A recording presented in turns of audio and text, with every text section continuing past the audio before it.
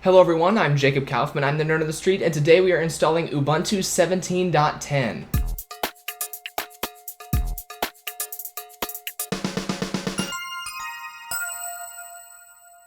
Alright everyone, it is October 19th, 2017, and today Ubuntu 17.10 was released. If you've been living under a rock for the last 6 months, you might not know that Ubuntu 17.10 is the first version of Ubuntu not to ship with the Unity desktop environment in 7 years. For the first time in 7 years, Ubuntu is going back to shipping GNOME by default. Of course, that means they're shipping GNOME 3, and Canonical has been putting a lot of work into making GNOME 3 a little bit more sane than its actual defaults. I'm still loyal to KDE myself, but I'm excited to see what Canonical has done with GNOME, and I'm excited to see everything else in this new Ubuntu release. So without further ado, we're going to cut to the desktop and get started. Alright, and here we are powering up my desktop computer.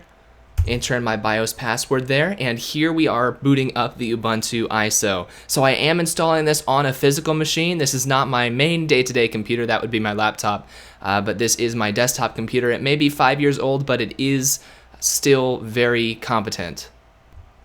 So without further ado, we will select our language and we'll go ahead and boot the ISO. And here we go. Alright. Okay, and we are getting some terminal text.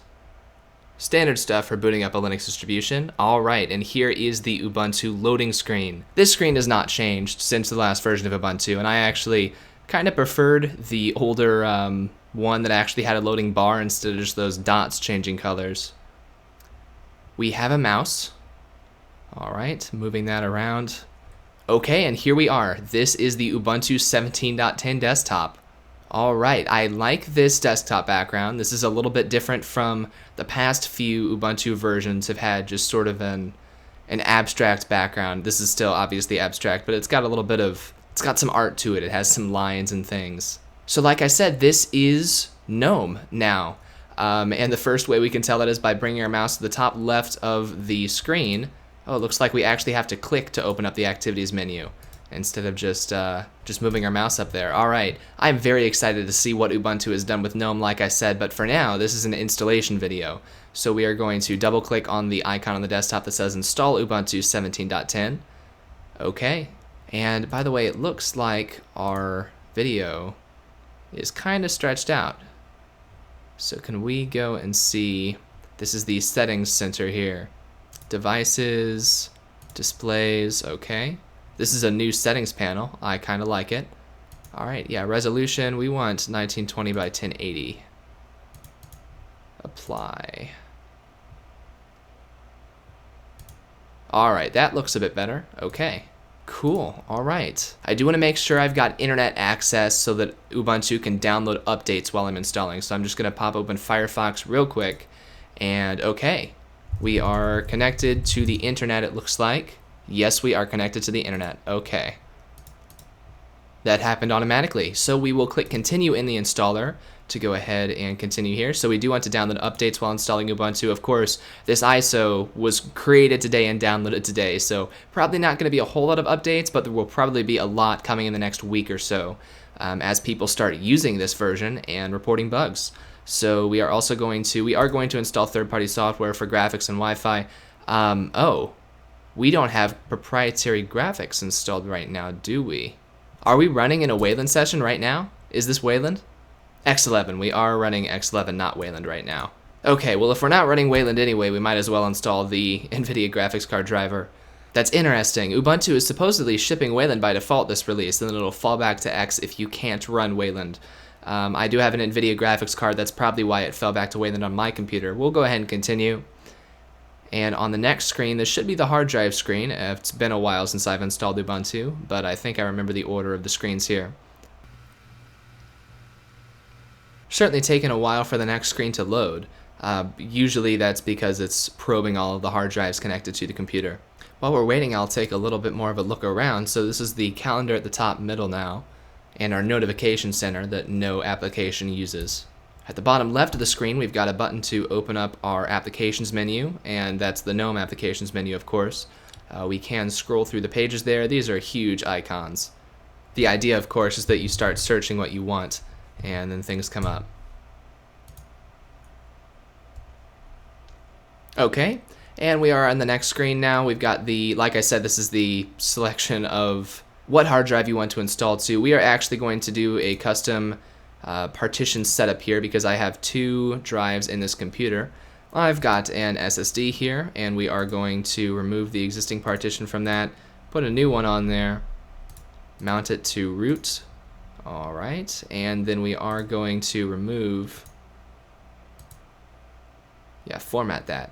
We are also going to remove the partition from my 500 gigabyte Western Digital Black hard drive, and we are going to add another one and mount it to /home.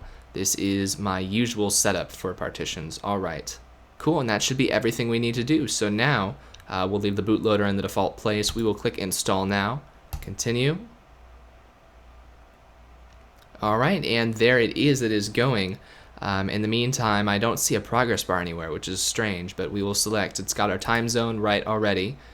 We can select our keyboard layout, already got that correct. Here is where we select the name. All right, Jacob. Okay, and that should be the last step. Now we've got a progress bar. And we've also got a slideshow. So fast and full of new features. This slideshow is just about the new version of Ubuntu 17.10. Let's see if they point out anything GNOME related. Say goodbye to searching the web for new software. You can also say goodbye to searching the Ubuntu Software Center for new software, because this new software center they've got, I'm not going to open it up right now, but this new quote-unquote Ubuntu software, I believe that's actually just the GNOME Software Center rebranded now. It's no longer Ubuntu's own software center. So that'll be very interesting to try out. We've also got, let's see, Rhythmbox has a plugin or 2 installed by default, I believe. Is this even what it looks like by default, Rhythmbox? Yeah, see, they've got the screenshot here. I knew that. They've got the screenshot of Rhythmbox with these really big pause and back and forward buttons at the top, but Ubuntu actually ships by default a plugin here that moves those buttons to the bottom of the window. So they really need to update this screenshot in the slideshow because that's not even accurate there. Next up, though, it includes Shotwell Photo Viewer, and then we've got, of course, you can get other things like GIMP. Interesting that they list the PTV video editor under what you can do with your photos. Not sure why they did that, but you can, of course, use Firefox by default. And what version of Firefox are they shipping by default here? Looks like a relatively recent one because it has the screenshot button about Firefox. This is 56. All right, so this is the latest version, the latest major version at least of Firefox. That's great. I hope they update to 57 once that comes out next month. But yeah, it looks like Flash is still supported apparently, even though that's on a death track. And then Chromium you can get from the repos. LibreOffice, we all know about LibreOffice. This is interesting. Is this... it looked like it was talking about accessibility from the top, but this is talking about, looks like, customization. I'm just going to expand this down here so we can see what's going on down at the bottom of our window here. This is just going through all of the install steps. Next up, though, oh, and that was the last screen, yeah. The official documentation covers many of the most common areas about Ubuntu, and it's available online and via the Ubuntu help icon in the system menu. Oh, it's right here on the sidebar, actually. That's interesting. They didn't used to pin the help application to the dock by default. So we've got a help center that's very interesting. Getting started with GNOME, in case you're new to GNOME. Introduction to GNOME, you can tell they're really targeting people who are used to Unity and maybe don't know how to use GNOME.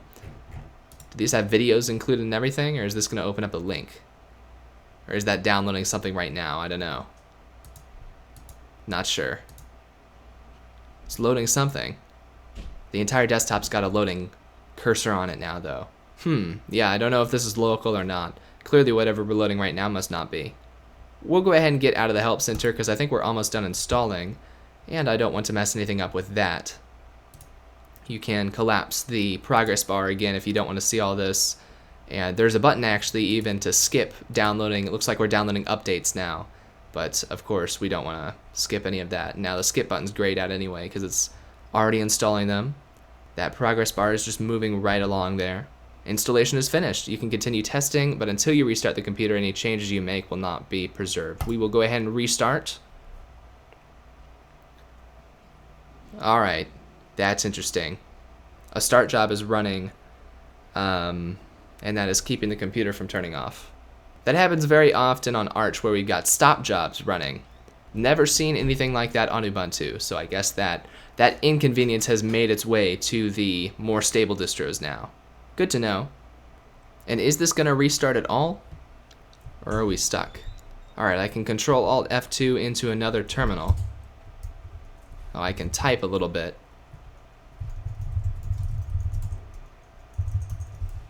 Yeah, nothing I'm typing is having any effect though. Alright, well I've been sitting here for 2 minutes now and the computer is still on the same screen. I don't think it's actually going to finish shutting down, so I'm actually going to get up and walk over to the tower. It's a couple feet away. I'm just going to turn it off, remove the install media, and turn it back on, and we'll see what happens. Alright, and turning it back on again. Let's see here. Keyboard not found. And then immediately after, I'm able to type. Alright, we'll try and get into our boot menu here. And we will select, Western Digital 500 gig. Okay, there we go. Alright, somehow the BIOS just didn't know what device to boot into. But we are in... Okay, great. So, now with a little bit of finagling, we are booting into our installed Ubuntu version. We've got a mouse already, much smoother moving around than it was on the live media. So we of course have the GDM display manager, the GNOME display manager now, rather than LightDM from previous Ubuntu versions. Even with GNOME, I still preferred LightDM generally, but this is okay, I guess. A pretty dark screen. I wouldn't mind having a little bit more color in the login screen, but we'll go ahead. An i7 workstation is actually not what I meant to call my user, so I wonder if I messed that up myself or what. But here we've got Ubuntu on Xorg. So this is where you can choose if you want to attempt to use Wayland or if you want to use X11, if you want to force using the X11 display server if you're using applications that require it. But for now, we'll go with the default and see what happens. I think we'll still end up using X. Like I said, because I'm on an NVIDIA graphics card and NVIDIA doesn't exactly play nice with the open source community, Wayland isn't working on NVIDIA cards yet. But here we are. And first things first, we'll have to go and fix our screen resolution again. That's a thing to do with my capture card. That's not something that Ubuntu is doing wrong. I will say it is very easy to navigate this new system settings menu now. I remember the old GNOME system settings. I knew them pretty well, so I didn't have a problem with them. But I immediately knew where to go here. I was looking for something that said display when I opened this up the first time to change that resolution. I immediately saw devices and then display in there.